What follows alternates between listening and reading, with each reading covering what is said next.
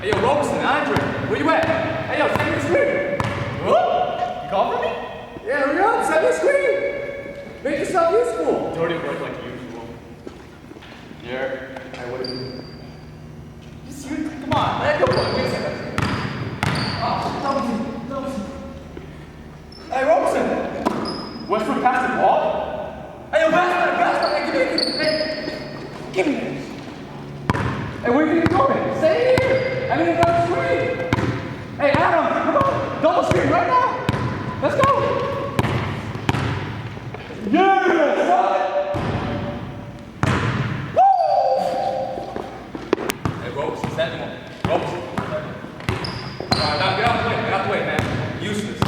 Hey, yo, Adam, I need another one, Adam. Send him on screen. Right side. There you go. Oh, man, Adam. Hey, yo, Kent, you gotta send me a better screen, Kent. Adam, crap. Oh yeah, one-on-one. Here we go. Oh shoot. Hey, Sabonis, those people, give me double screen. Woo! Let's go, man. Let's go.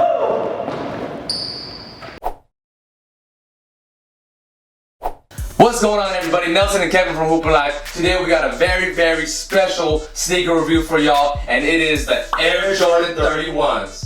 AK the Russell Westbrooks, AK the Why Not, AK the 30.5. What do you gotta say about that? I have a lot to say about it, you know? All I gotta say is why not? Exactly, why not? Why not? Show 'em. Why not? Wrong way. Why not? This is a hybrid between the 30s and the 31, specifically made for Russell Westbrook. Here you have the midsole and outsole of the 30s, but the upper still consists of the Jordan 31s. Russell Westbrook is the only player in the NBA to wear the 30.5. Basically, he didn't like the flexibility of the 31 soles, so he asked Nike to pretty much make him a combination of the 30 and the 31. Why not? But basically, in this whole video, all we gonna say is, why not? There's some pretty cool details on the Air Jordan 30.5. On the tongue, you have the Russell Westbrook logo. You have pins that are photo blue and orange inspired by OKC on the inside lining and flywire. You also have the elephant print on the back half of the shoe. On the bottom, there is a translucent outsole with the Why Not graphic.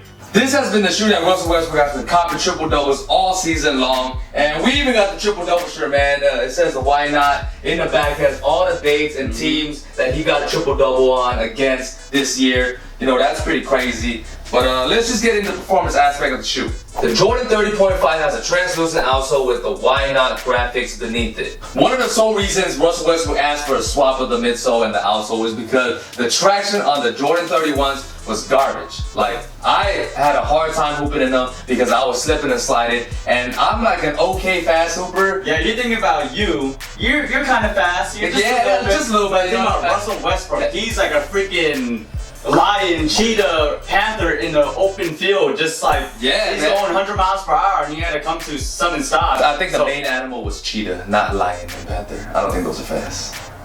But y'all get the picture, you know what I'm saying? Like, yeah, man, imagine Russell Westbrook. He a cheetah, man. Like, he hella fast. Like, if he got stopped on a dime, you know. Yeah, he got stopped on a dime. So if he stopped on a dime, you'd be like, skirt! The traction on the 30.5s, aka the 30s bottom, it's a lot better than the 31s and it's a lot more durable. Not even just a lot, it's way better. On a mildly dusty court, good. Clean court, obviously, it's really good. Super good. You know, dusty courts, you know, you're not gonna hear a squeaking action, but it's still. You gotta wipe though. You gotta wipe, but it's still gripping the floor pretty well. For materials, the Air Jordan 30.5 consists of the same flexible flywheel in the forefoot and has synthetic leather in the heel.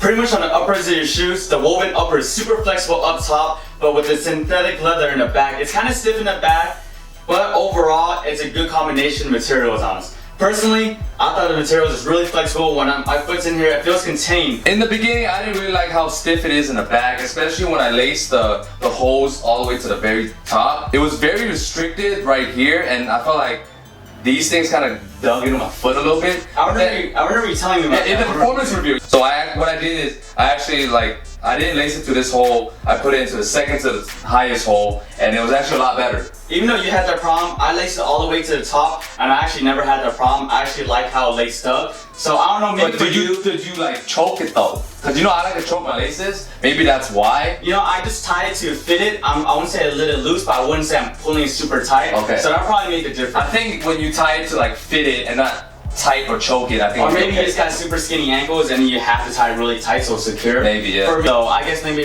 that's a preference thing, or maybe it's just unless you had a defective. But you did say that happened for Jordan 31. No, 31 is the same as the Jordan 31. Okay, so it's just you. It's your problem. It's your fault. I guess mine, man. No, not every shoe, can cater to everyone's liking. But hey, the materials on it, superb. Yep. Moving on to support and lockdown, it has a flight speed plate inside of the shoe, maximizing explosiveness. It also has an inner sleeve along with foam pods in the back heel to keep your foot contained and add extra comfort. Flight speed setup on the 30.5s using 30s midsole is a lot more stable compared to the 31s. The setup in the 31s, I felt like it was very flat. It didn't provide much arch support, and it was low-key kind of hurting me at the arch support. As you can see, with the 30.5s and the 30, you see this arch area, it's like pressed in and above, so it really gives you a good amount of arch support. I would definitely agree with the setup on the Air Jordan 30.5. Having the Air Jordan 30 sole gives you a lot of core feel and explosiveness and responsiveness, and definitely hooping in the Air Jordan 30s and the Air Jordan 31, I definitely prefer the Air Jordan 30 sole. Definitely. The 31s felt pretty flat. I didn't feel as explosive. They were comfortable, but it wasn't as responsive and explosive as Air Jordan 30 sole. And what I liked about this shoe, I don't know if you liked it, but I definitely liked the foam pods in the back heel area because it was actually pretty comfy. It kept my ankle and foot secured. What's crazy is that when I did the performance review for the Air Jordan 31, the foam pods in the 31s actually hurt my Achilles. I mentioned that in the review that the foam pods did hurt my feet a lot. I don't know why, but I had no problem with this version. Maybe you just had defective pair. Or maybe it's just your foot or ankle again, Oh no, but why didn't I have the problem here? Maybe this pair is better. This shoe is better. Yeah, that's true. Overall, the support and lockdown on this Air Jordan 30.5 is pretty good. Without a doubt. For cushioning, the Air Jordan 30.5 has the same cushioning setup as the Air Jordan 30s with the unlocked zoom in the forefoot. With the zoom in the forefoot, it is really responsive and it gives you the extra bounce to your step. I felt like the cushioning in the 31s were a little less flat, like the cushioning, I guess it wasn't as thick.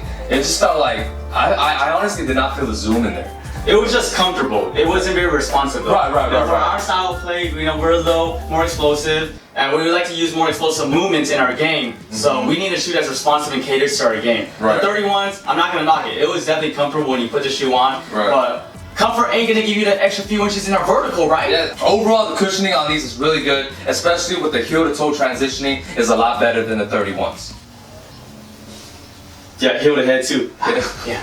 Moving on to comfort and size fit, I've got to say the 30.5s run true to size, maybe a bit more narrow compared to the 31s, but that's because the 31s has a more wider base. The 30.5s has a more narrow base. That's why they have to adjust the upper, accordingly to the width of the base. Another reason it might be a little more narrow, especially if you're wide-footed, is this side outrigger piece right here. And then for a lot of wide-footers, especially if you wore the Air Jordan 30s, if you had a wider foot, this piece was pushing against the side of your foot. So wider feet, this will probably push against your foot a little bit, but it helps that the uppers are flexible, so you won't feel it as much. Normally, we would always tell you guys to go try the shoes on in store before you guys cop, but unfortunately, the 30.5 PEs have sold out online and possibly even sold out in stores. If you're lucky, you may be able to find a pair here and there in certain House of Hoops, Foot Lockers, and whatnot. But even Nike stores, But it seems like for majority, it's gonna be sold out. So hopefully, guys, that they release more 30.5s and not just this colorway, but in general. But we'll see. As far as comfort goes, as we said throughout the entire video, these shoes are really comfortable with the flexible uppers and the Air Jordan 30 soles. Pretty much, comfortability is a plus.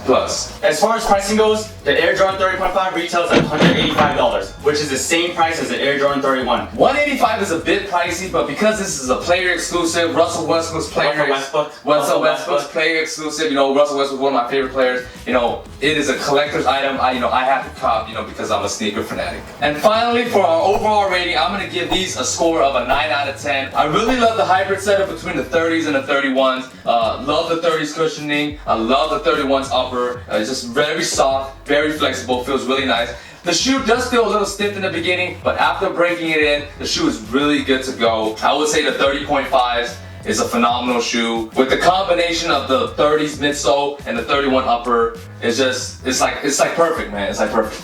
Don't forget, traction is key. It's good traction too. So a good hoop shoe has got to have good traction. For my overall rating of shoe, I would give the Air Jordan 30.5s a 9 out of 10 as well. I love the uppers of 31s. And when you actually combine it with the responsive outsole, this shoe is just working wonders. The only reason I wouldn't give this a 9.5 out of 10 is a price tag.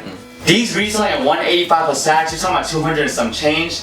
I can get almost 2 pairs of PG ones for that price. Hey, the go-to. So yeah, PG ones is our go-to shoe, and don't get me wrong, these shoes are pretty up there with performance. But if these retail like 150, I would easily give these a 9.5 out of 10. But then, hey, you know what? Nike, if you do release a non-Russell Westbrook, just a generic 30.5s, I feel like a lot of people will like it though. Especially if you lower the price too. And one more thing I gotta say about it. Why not? Why not? Thank you guys for watching that sneaker review on the Air Jordan 31s, aka the 30.5s, aka the Russell Westbrook, aka the Why Nots. Make sure to let us know down in the comments below, what do you guys think of this shoe? If you guys do have the shoe, how well did it perform for you guys? Make sure to watch this video over here, and if you guys haven't already subscribed, make sure to subscribe up here. Make sure to check out social medias here down below in the description box. And until next time, we out. Peace. Hey, why not though? Hey. Yeah, why not? Why not? Why not? Here, hey.